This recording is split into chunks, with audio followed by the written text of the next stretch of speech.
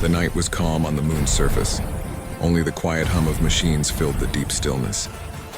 Inside the lunar deep space listening station, Dr. Elise Moreno sat alone, staring at the endless black of space through the large glass window. She had worked there for years, listening for signals that never came. For decades, Earth had been sending friendly messages into the universe. Greetings, music, pictures of humans smiling, numbers, and science, hoping that someone, somewhere, would reply. But all they ever got was silence. Space was too big and perhaps too empty, yet that night was different. That night something answered. It was just after 2 a.m. when Elise noticed the faint blinking light on her console. At first, she thought it was another random space echo, the kind that came from natural radio waves. But then the pattern repeated, steady, rhythmic like a heartbeat. She frowned and leaned closer. The computer began to analyze it automatically, running through billions of frequency combinations. Her heart started to race when she saw that it wasn't random noise. It was a coded message. She quickly called her assistant, Leo, who had been asleep in the next room. "You need to see this," she whispered, unable to believe what she was hearing. Together, they ran the signal through translation software, then through language recognition programs. The patterns were complex, too complex for nature to make. Then came the sound, a voice, faint, distorted, but filled with panic. It wasn't human, but it was definitely intelligent. The voice trembled as it repeated a short phrase again and again. The computer slowly translated it, one painful word at a time. "They are coming." "We cannot stop them," Elise froze. She replayed it again, trying to understand the tone. The voice was desperate, filled with fear. The signal came from a point about 12 light years away, near a system called Epsilon Eridani. She checked the star chart and felt a chill. 3 years ago, a human exploration vessel, the Arcadia, had disappeared near that same region. No one had heard from them since. Now a distress call from that area? It couldn't be coincidence. She sent an urgent report to Earth Command. Within minutes, the signal was verified by several observatories. It was real. Humanity had finally received a message from another world, but it wasn't a friendly greeting. It was a scream for help. By the next morning, news of the strange SOS had spread across the planet. The media called it the cry from the stars. Every country wanted answers. Scientists debated on live broadcasts, governments demanded translations, and people filled the streets with signs, some saying, "We are not alone," others warning, "Do not answer." Fear mixed with excitement. For centuries, humans had dreamed of contact. Now that it had happened, it wasn't what anyone imagined. Dr. Elise Moreno became the center of attention. Reporters called her the woman who heard the universe scream. She didn't want fame. She just wanted to know who had sent the message and what had happened to them. Her mind raced with questions. Were these aliens asking for help, or was it a trap to lure humanity out? If they were coming, who were they? And what couldn't be stopped? In hidden rooms and secret meetings, the world's top scientists and military advisors met to discuss the situation. The coordinates from the message were exact. The power of the transmission suggested it came from a planet-sized source. Yet no known civilization was there. Probes sent years ago had found nothing but empty worlds and dead rocks. But that was before the Arcadia vanished. Now something had changed. Back on the moon base, Elise couldn't sleep.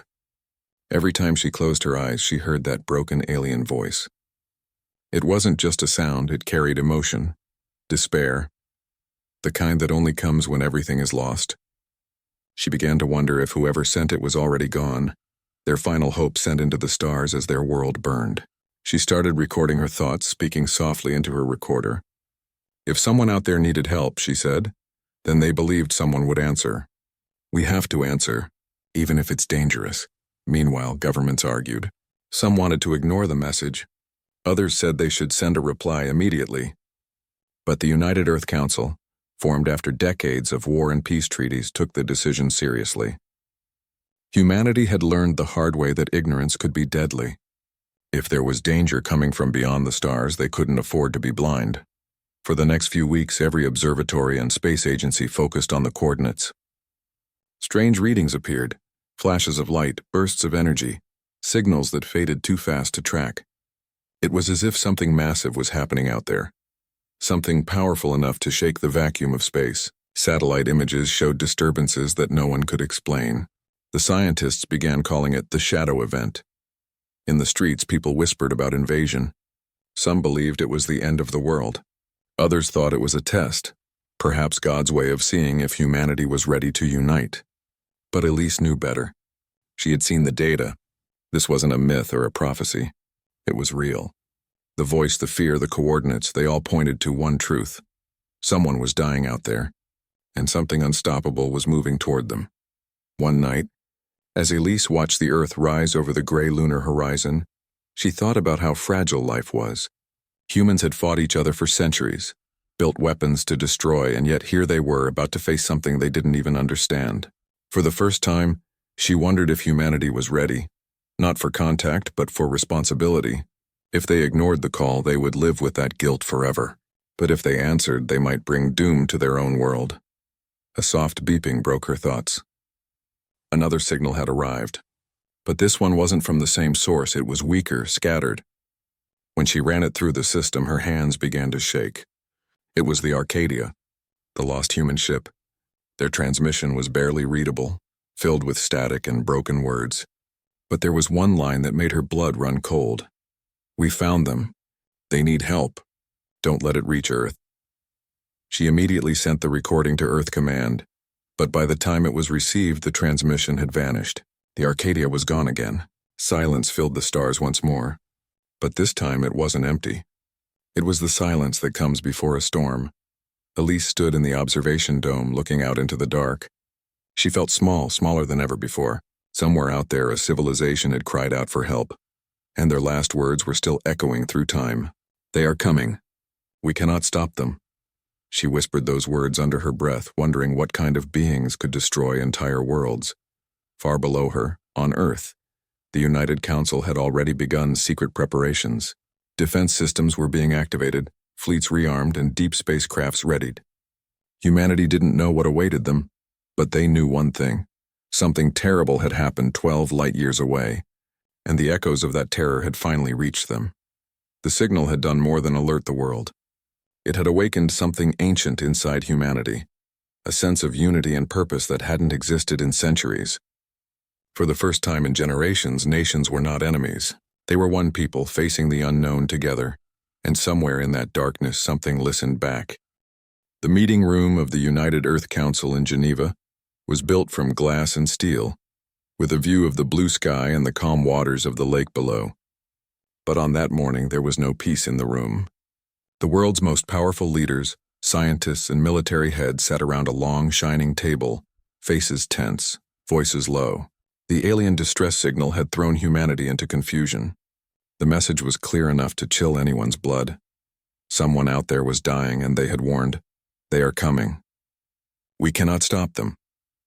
Now everyone looked to one another, waiting for someone to decide what to do. Dr. Elise Moreno stood quietly near the edge of the room, the woman who had first received the signal. She looked exhausted but alert. For weeks she had been asked the same questions again and again. Was the message real? Could it be a trick? Could it be a natural space event mistaken for a message? Every time she gave the same answer. It was real. The signal's structure, its timing, its modulation, it had all the signs of intelligent creation. And the emotion inside it, that was something no machine could fake. The president of the council, an elderly man named Arjun Patel, tapped the table. "We must decide now," he said in a steady voice. "Do we answer, or do we prepare for something else?" Around the table voices rose. Some of the leaders wanted to send a reply immediately, offering help and friendship. Others were terrified. "What if it's bait?" One general shouted. "What if they are luring us into a trap?" Another argued that it was humanity's duty to respond, to prove that they were not cold-hearted observers. "If someone is crying for help, we must answer," she said passionately. Elise watched the arguments build like a storm. She could understand both sides. Humanity had made great progress since the old wars, but fear still controlled them. The idea of a new unknown enemy from space was something no one could fully comprehend. Even though the world had satellites and colonies on the Moon and Mars, they were still children under a vast, mysterious sky. Suddenly, Admiral Jonas Kor stood up. He was tall, broad-shouldered, and had eyes that seemed to hold the weight of a lifetime. He had served through the last of the Earth conflicts, seen cities destroyed by greed and fear. He had spent his career ensuring such a thing would never happen again. When he spoke, the room fell silent. If that message was sent, he said slowly, it means someone believed there was hope. They believed someone would come. If we ignore it, we will become no better than the monsters that destroyed them. His words hung in the air. Everyone knew he was right, but it wasn't an easy choice. Answering might mean war. It might mean sending people to their deaths. Yet doing nothing felt worse. The council took a vote. One by one, nations that had once fought bitter wars with each other now raised their hands together. The decision was made. Earth would respond not with words but with ships. They would go to those coordinates, see what had happened, and offer help if any survivors remained. And if something dangerous was coming, they would face it together. Outside the council chamber, news spread quickly. Reporters called it humanity's first response. People filled the streets of cities across the world, New York, Tokyo, Paris, Lagos, Islamabad, watching live broadcasts as officials announced the mission. Children waved flags. Scientists wept. Some people prayed.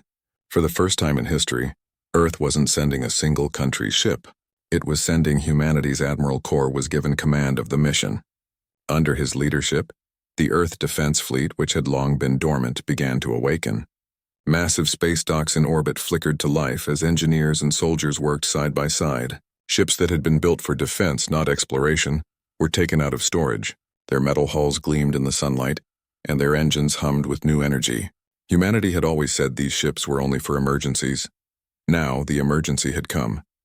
At the same time, Dr. Elise Moreno and her team continued to analyze the signal. She spent long nights decoding fragments, hoping to find more clues. Each small breakthrough filled her with both excitement and fear. One day, the translation system managed to catch a few more words. The light, the machines, devour all. That line shook her. Machines? Could it mean an army of machines? Or something worse? She brought her findings to Admiral Corps. He listened carefully, his expression grave. So they weren't attacked by living beings, he said. Something mechanical. Something built. Elise nodded. It sounds like that. And if it's true, we might be facing something that doesn't know mercy. In the following weeks, the fleet grew. Huge carriers, frigates, and dreadnoughts were assembled under the Earth's orbit, forming a ring of steel and light. The project was codenamed Operation Dawn Shield. It was not a war fleet meant for conquest, it was a shield against the unknown. Engineers from every nation shared technology that had once been secret. Old enemies worked shoulder to shoulder. Even civilians volunteered to help, sending food, materials, and messages of support. Humanity had never been more united. Still, fear spread quietly through the world. Religious leaders called it the test of humanity. Conspiracy theorists said it was a lie. But most people, even if they were afraid, felt something deeper, a sense of destiny. It was as if Earth had been waiting for this moment since the first human looked up at the stars. Before the fleet was launched, there was one last meeting of the council. Elise presented the final analysis of the SOS signal. She showed the waveform on the holographic screen, a long, broken pulse that repeated endlessly. The signal has weakened, she said softly. If we delay any longer, we may never find its source. Whoever sent it might already be gone. Admiral Corps looked around the room. Then it's decided, he said. We leave at dawn. The room was silent for a long time after that. Everyone knew what it meant. The journey would take years, even with the new drives. Many of the soldiers and scientists might never return, but every one of them volunteered willingly. Humanity was no longer a collection of nations, it was one species, taking its first stand in the darkness. When the announcement was made, billions watched as the first ships lifted from Earth's surface and rose through the atmosphere. They glowed like silver arrows against the blue sky. Crowds cheered and cried. Parents held their children high so they could see. The ships disappeared into the blackness, heading toward the unknown. Back on the moon, Elise stood by the window again, watching the lights fade. She felt proud, but her heart was heavy. She had seen the fear in that alien voice. She couldn't shake the thought that maybe, just maybe, they were too late. In the control center, technicians tracked the fleet's progress as it formed into formation. Each vessel was a symbol of human strength and hope. The massive dreadnought Erebus, the carrier Solace, the scout ship Astra. Every name carried meaning. They weren't just machines of war. They were the shields of humanity. As the fleet left orbit, Admiral Kor sent one message to the world. We go, not to conquer, but to protect. We go because someone believed we would come. His voice echoed through every communication line, reaching every home, every classroom, every heart. That night, the world watched the stars. In small villages and huge cities alike, people stood outside looking upward, whispering silent prayers for those who had gone. Humanity had always dreamed of reaching the stars. Now they had gone to face what waited there. Elise returned to her lab, replaying the SOS one last time before shutting it down. The faint alien voice repeated, "They are coming. We cannot stop them." But now, as she listened, she felt something new, defiance. Humanity had heard the cry and they had answered. In the deep silence of space, the signal faded. The journey had begun. The world waited, holding its breath, not knowing that this decision, the choice to respond, would change the destiny of humankind forever. The fleet that humanity built was unlike anything ever seen before. Floating above Earth like silent giants, the ships looked like shining fortresses made of steel and fire. They called it the Fleet of Doom. But the name didn't mean evil. It meant power, unity, and the readiness to face whatever waited out there in the darkness. Every ship had been built for defense, not for conquest, but now they were humanity's only shield against the unknown. The whole world had watched them rise into the sky, engines glowing like falling stars carrying the hopes of billions. Each vessel was a miracle of human engineering. Some were massive battleships that could destroy asteroids with one strike, while others were carriers holding hundreds of smaller crafts. Inside, corridors buzzed with life. Soldiers in uniforms, scientists with data pads, engineers tightening bolts and checking systems. There was a mix of fear and pride in the air. For many of them, this was not just a mission. It was history being written. Captain Mira Solon stood at the observation deck of her ship, the Erebus, the largest and most advanced warship ever built. Her dark eyes studied the blue planet below as she whispered a silent goodbye. She had grown up during the time of the resource wars when humans nearly destroyed themselves over greed. She had seen the ruins of cities turn to dust. That was why she had joined the Earth Defense Fleet, to make sure humanity would never fight itself again. And now she was leading her crew to fight something they couldn't even see yet. The Erebus hummed with power, its engines alive, ready to jump into deep space. "Fleet status?" she asked calmly. Her first officer, Commander Ryu, replied, "All ships report ready. Admiral Kor's flagship is on the lead vector." She nodded. "Then let's make history." As the fleet began to move, the stars stretched into bright lines of light. The jump into deep space began. For a moment, everyone felt the pull of gravity disappear, and then everything was silent. They were no longer near Earth, they were between the stars. Outside the windows, there was only endless darkness sprinkled with faraway lights. Humanity had left home behind. Days turned into weeks and weeks into months. The fleet moved silently through the void, crossing light years of empty space. Inside the ships, life followed a strict rhythm. Soldiers trained in the halls, scientists studied the faint signals still coming from the distress coordinates, and officers planned for every possible danger. Sometimes the crew would gather in the observation rooms, watching the galaxies drift by. They had never felt so small, and yet so powerful. Dr. Elise Moreno was also aboard, assigned to the command ship to analyze any further transmissions. She sat in front of her glowing screens, decoding what little remained of the alien message. The voice was weaker now, fading like an old memory, but parts of it were still clear. "They are coming. Light devours the dark. Machines, endless." Each fragment made her more certain. Whatever had attacked those beings was not alive in the way humans were. It was mechanical, cold, unstoppable. Sometimes she would walk through the corridors of the ship and listen to the quiet sounds of the engines. She often met soldiers who asked her, "Do you think we'll make it back?" She always smiled softly and said, "If we don't, the universe will know that we tried." Her calmness gave them strength. Meanwhile, Admiral Jonas Kor spent hours studying the maps and data. His mission was not only to reach the source, but also to make sure humanity survived what was coming. He had been in wars before, but this was different. There was no enemy face to hate, no flag to fight against, only a message, a warning, and the fear of what might be waiting. Still, He believed in one thing above all: human courage. As the fleet neared the coordinates, strange things began to happen. Their sensors picked up massive bursts of energy from the target system. Some readings showed fragments of planets, large debris fields, and gravitational distortions that shouldn't exist. It was as if something had eaten entire worlds and left only dust behind. The crew stared at the data in disbelief. "Is that what's left of a planet?" one officer whispered. Elise confirmed it. "Yes, something destroyed it completely. The atmosphere on every ship grew heavier." They all began to understand what the alien message had meant by, "We cannot stop them." Whatever had done this was far beyond anything humanity had ever imagined. But it was too late to turn back. Captain Solon walked through the decks of Erebus, checking on her crew. Some were nervous, some silent, but all were ready. She stopped near the communication deck, where a young officer was holding a small photo of his family. "You miss them?" she asked. He nodded. "My daughter just turned 5 last week." Mira smiled sadly. "Then we fight for her." For all of them. That night, she couldn't sleep.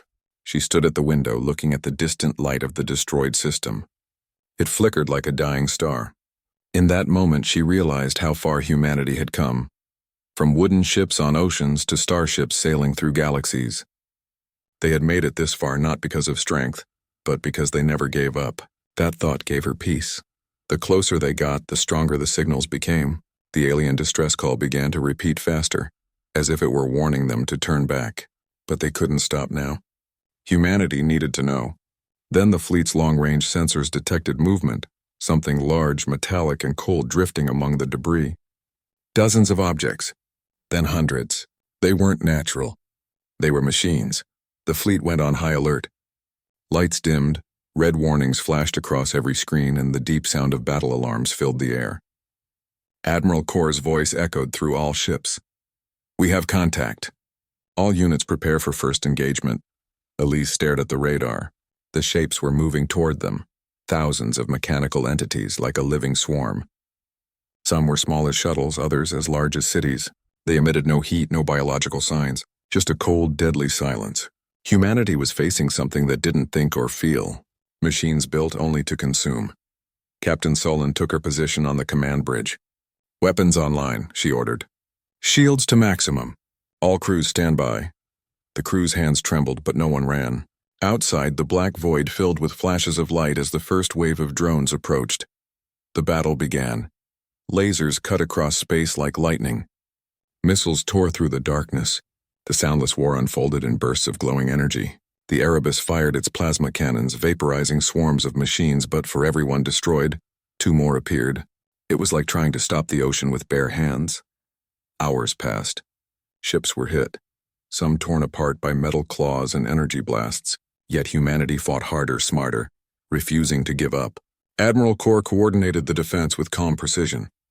"Push them back," he shouted through the comms. "For Earth. For the living!" The Erebus took heavy damage. Fires broke out in its lower decks, alarms screamed, but Captain Solon refused to retreat. "If we fall back now, they'll follow us home," she said. Her crew looked at her with fierce loyalty. "Then we fight here," one of them replied. Elise, from the science deck, watched as entire ships disappeared in flashes of light. Her eyes filled with tears. She whispered a prayer, not for victory but for strength. After 6 long hours, the situation grew desperate. The machines were endless. Admiral Kor made a grim decision: activate the Erebus protocol. It was a last resort weapon, an antimatter core powerful enough to destroy everything within thousands of kilometers. But it could only be triggered manually. Captain Solon volunteered. She knew what it meant. She looked at her crew one last time. "Get everyone to the escape shuttles," she said. "That's an order." They protested, but she smiled gently. "It's okay. Someone has to make sure it works." As the shuttles launched away, Mira walked to the core chamber. Her footsteps echoed softly. She placed her hand on the activation panel and whispered to herself, "For Earth, for the ones who believed." The explosion was brighter than a star. It spread across space like a tidal wave of light, tearing through the swarm and erasing everything in its path. The shockwave reached even the farthest ships. When it was over, there was nothing left, only silence and the faint ashes of the battle. The fleet had survived, but at a terrible cost. Admiral Kor lowered his head in grief. "She saved us all," he said softly. Elise stood beside him, tears running down her face. Humanity had faced the unknown and lived, but part of their soul had been left behind in that dying light. As the surviving ships turned toward home, the stars around them looked different, colder, but deep inside each survivor burned the same thought. Humanity had proven that even in the face of impossible darkness, they would stand, fight, and protect life until the very end. When the fleet reached the coordinates of the dying system, space itself felt heavy. The stars looked dimmer here, as if the light was afraid to enter. Every screen on the command deck showed strange readings: broken planets, floating debris, energy storms, and fields of twisted metal drifting like ghosts. The crews watched in silence. No one spoke. They had all seen destruction before, but this was beyond imagination. Worlds had been eaten alive. Oceans, mountains, and cities were gone, replaced by nothing but dust and silence. Dr. Elise Moreno stood near the viewing glass, her eyes wide. "This isn't war," she whispered. "It's extinction." Captain Mira Solin's words came back to her mind. "If we fall back now, they'll follow us home." Elise now understood what that meant. Whatever had done this didn't just destroy, it consumed. Admiral Jonas Corr ordered all ships to spread out and begin scanning the wreckage. There could be survivors, he said, though his voice sounded unsure. The ships moved slowly through the wrecked system. Each one sent drones into the debris fields, searching for life signals. Hours passed, then days. There was nothing. No voices, no transmissions, no trace of living beings. The alien civilization that had sent the SOS was gone. Not even ruins of their cities remained. It was as if something had erased them completely. The fleet's sensors began to pick up strange signals. The readings were unlike anything they had seen before. Mechanical frequencies, thousands of them, coming from every direction. "They're moving," one technician said, fear trembling in his voice. "But they're not alive." The screen lit up with dots, small at first, then multiplying by the hundreds. The shapes were forming patterns, moving with terrifying coordination. The swarm had found them. Admiral Corr's calm broke for the first time. "Battle stations," he ordered. "All ships prepare to engage." Sirens screamed through every corridor. Red lights flashed. The silence of the dead system turned into chaos. Engines roared as ships turned into formation. The soldiers ran to their stations. The scientists locked down their labs. Dr. Elise Moreno held onto her console, trying to make sense of the readings. "It's the same signal structure as the distress call," she shouted. "They're repeating it, but it's not a call for help anymore. It's a command." Outside the window, space filled with movement. The swarm appeared like a sea of black metal insects shining under distant starlight. Thousands, then tens of thousands, then millions. They stretched as far as the eye could see, each one glowing with a cold blue light. There was no face, no voice, no mercy. Only machines built for one purpose: to consume and multiply. The first attack came fast. Energy beams sliced through space, tearing through smaller ships before anyone could react. Explosions flashed like tiny suns. The Erebus and the other main ships fired back, their weapons lighting up the void with fire and plasma. The battle had begun. Admiral Corr stood on the bridge of his flagship, giving rapid commands. "Sector 4, cover the flank. Keep the dreadnoughts together." His voice carried over the intercom, steady even as the hull trembled from enemy fire. "Do not let them surround us." The fleet moved like a single living thing, trained and united. But for every enemy destroyed, more came. The machines moved with frightening precision, never breaking formation, never retreating. On the Erebus, Captain Mira Solin guided her ship directly into the center of the swarm. "We can't let them close in on the others," she said, her eyes burning with determination. "Target their core structures." Her first officer looked pale. "There are too many." She nodded. "Then we'll take as many as we can with us." The ship's guns roared again and again, each blast tearing through waves of mechanical creatures. Dr. Elise Moreno, watching from the science deck, realized something terrible. The machines weren't just attacking, they were learning. Every few minutes, their movements changed slightly, adapting to the fleet's tactics. "They're copying us," she gasped. "They're evolving in real time." She sent the data to Admiral Corr, who stared at it grimly. "So they're not only machines," he said. "They're predators." The fleet fought for 6 long hours. Space burned with light. Ships exploded. leaving trails of wreckage that glittered like broken stars. Voices screamed over the comm channels, orders, prayers, last words. Yet no one ran. Humanity fought harder than it ever had before. Each ship, each pilot, each soldier refused to give up. This was not just a battle. It was a promise that they would never again be helpless. But then the swarm began to push them back. The smaller ships were gone. The carriers were crippled. Only the dreadnoughts remained, their shields flickering. The enemy numbers were endless. It was then that Captain Mira Solon made her decision. "Prepare the Erebus Protocol," she ordered quietly. Her crew turned to her in shock. The Erebus Protocol was a weapon of last resort. A massive antimatter explosion powerful enough to destroy everything in range, including their own ship. Her first officer's voice broke. "Captain, if you do this, you won't survive." Mira smiled faintly. "If we don't, none of us will. Tell Admiral Kor to pull back the fleet." Admiral Kor's eyes widened when he received her message. "Solon, no. There's still time." Her voice came through the static, calm and sure. "There's no time, sir. This is the only way. You taught us to protect life at any cost. Now let me do my part." There was silence, then his soft reply. "Godspeed, Captain." As the rest of the fleet began to retreat, the Erebus stayed behind, surrounded by thousands of enemy machines. Mira stood alone on the bridge. The lights were flickering, smoke rising from the panels. She looked out one last time at the stars. "You can take worlds," she whispered to the swarm, "but you will never take the heart of humanity." She walked to the core chamber, the room glowing with blue antimatter light. Her steps were steady. She placed her hand on the control pad. Her crew's final message came through her earpiece. "Moya for Earth." She smiled.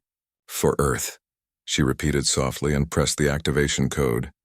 The antimatter core began to pulse brighter and brighter. The last transmission from the Erebus was her voice saying, "It's been an honor." Then the universe exploded in light. The blast tore through the swarm like a supernova. A wave of energy expanded outward, shredding everything it touched. Ships that were miles away still felt the shock. For a brief moment, the darkness of space turned into pure white. When it faded, the swarm was gone. Nothing moved. The enemy had been erased. The surviving ships floated in stunned silence. Admiral Kor stood frozen, his eyes locked on the empty space where the Erebus had been. "She did it," someone whispered. The Admiral bowed his head. "She saved us all," he said quietly, "at the cost of everything." Dr. Elise Moreno sat at her console, tears streaming down her face.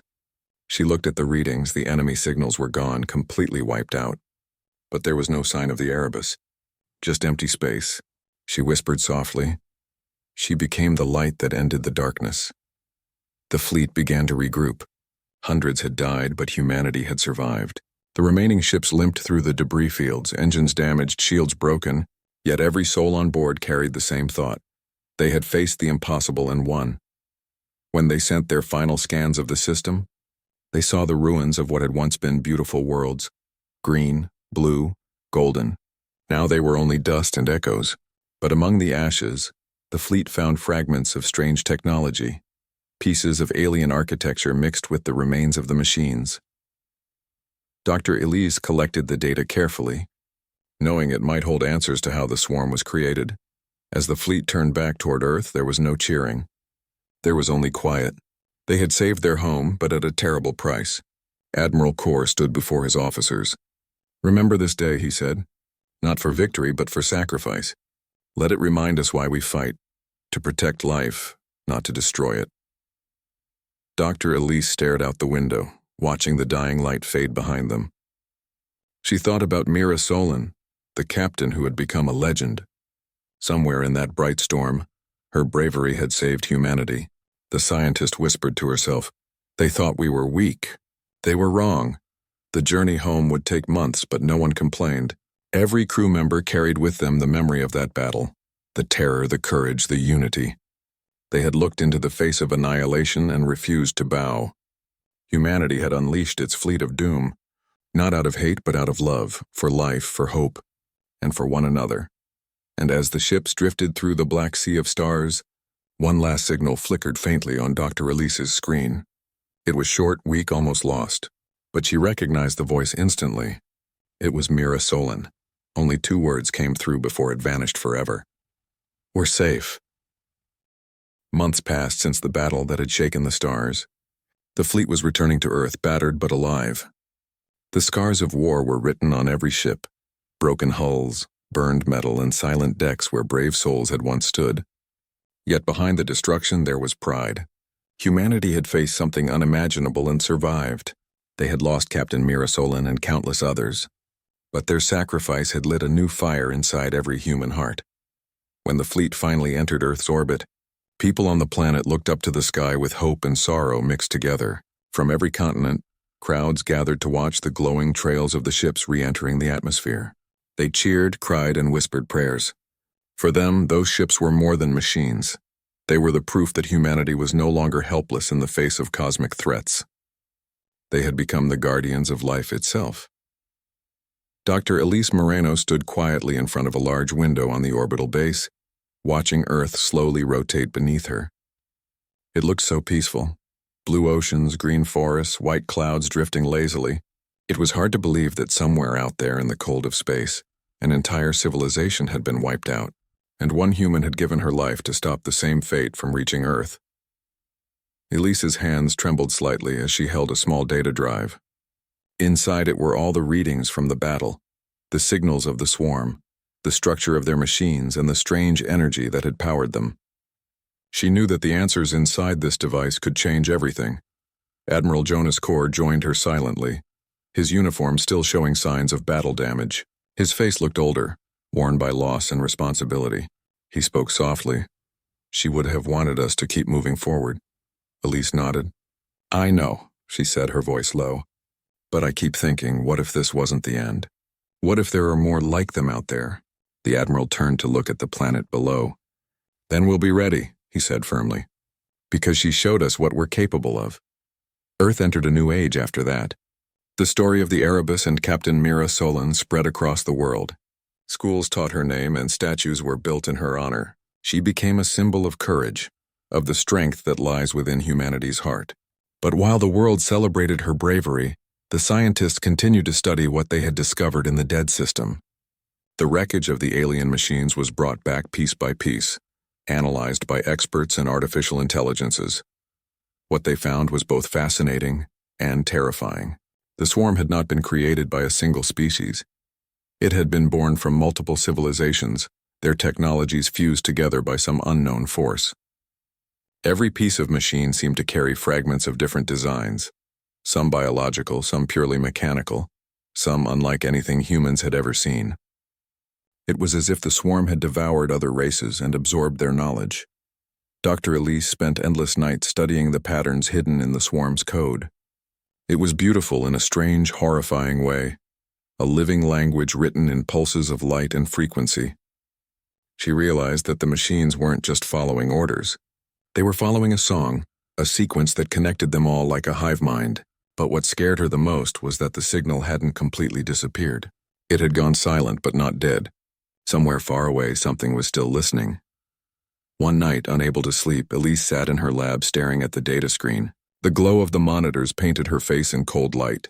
The patterns of the swarm's code danced before her eyes and she felt a chill.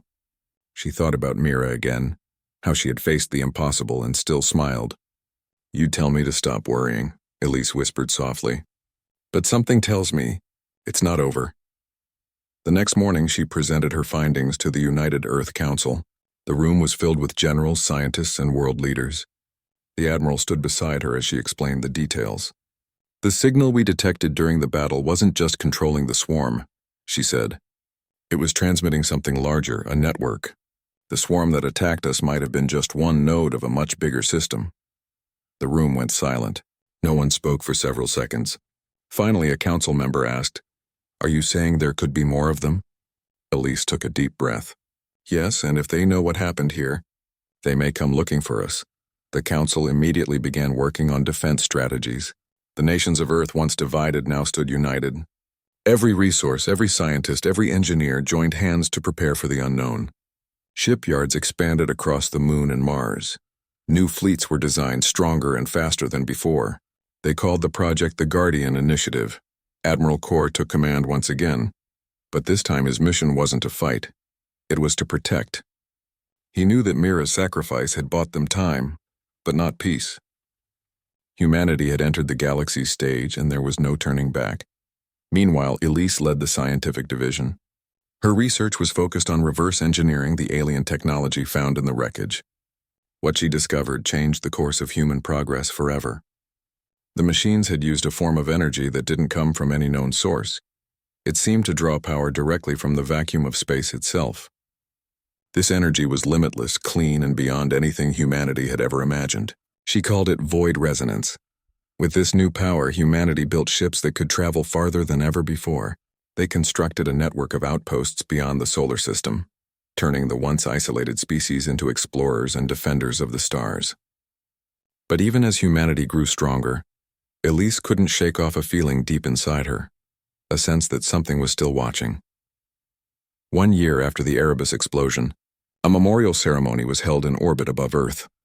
Every surviving crew member attended. The giant viewing dome overlooked the stars, and in the center of the room floated a holographic image of Captain Mira Solin, smiling as she had the day she left. Admiral Kor gave a speech, his voice heavy with emotion. She was more than a captain. She was the best of us. Her light showed us the way forward. Wherever she is now, I hope she knows. She won. When the ceremony ended, people began to leave, but Elise stayed behind, staring at the hologram. "You should see what you started," she whispered. "The world is changing. You gave us the stars." As she turned to leave, a faint sound came from her communicator. It was static, soft, almost like a whisper. She froze. Slowly, she brought it to her ear. At first, it was just noise. Then a voice. Faint, broken, but familiar. "Elise." Her heart stopped. It was Mira's voice. "We're not alone." The signal vanished. The communicator went silent again. Elise stood there, trembling, her mind racing. Was it an echo? A leftover transmission? Or something more? She didn't know. But she felt one thing clearly. The story wasn't over. Later that night, she met with Admiral Kor and played him the recording. He listened in silence. When the voice ended, he looked at her gravely. "If that was really her," he said, "then maybe she's trying to warn us." Elise nodded. "Or maybe," she said, "she's still out there." From that moment, a new mission began, Project Echo. It was designed to trace the origin of Mira's voice, to search the deep regions of space for any sign of life or danger. A small team was chosen, brave, skilled, and ready to face whatever lay beyond the stars. And at the heart of that team was Dr. Elise Moreno, now one of humanity's most trusted scientists. Before departure, she stood once again at the same window where she had once watched Earth turn below her. The stars seemed to call her this time, not with fear, but with promise. She placed her hand on the glass and whispered, "We're coming, Mira. We'll find you." The ship launched silently into the blackness, engines glowing like tiny suns. As it disappeared into the void, Admiral Kor stood watching from the command deck, his expression proud and heavy. Humanity had changed forever. They were no longer just survivors, they were seekers, explorers, defenders. And somewhere far beyond the reach of known space, a faint blue light flickered among the ruins of the lost system. It pulsed slowly like a heartbeat. Then for just a moment a shadow moved across it, a human figure standing among the wreckage looking toward the stars. The universe was vast, dark, and full of mysteries. But one thing was certain now: humanity was awake. They had unleashed their fleet of doom not for war but for survival, and in doing so, they had become something greater. The legacy of Captain Mira Solin lived on, written not in history books but in the hearts of every man and woman who dared to look up at the night sky and whisper, "We are here."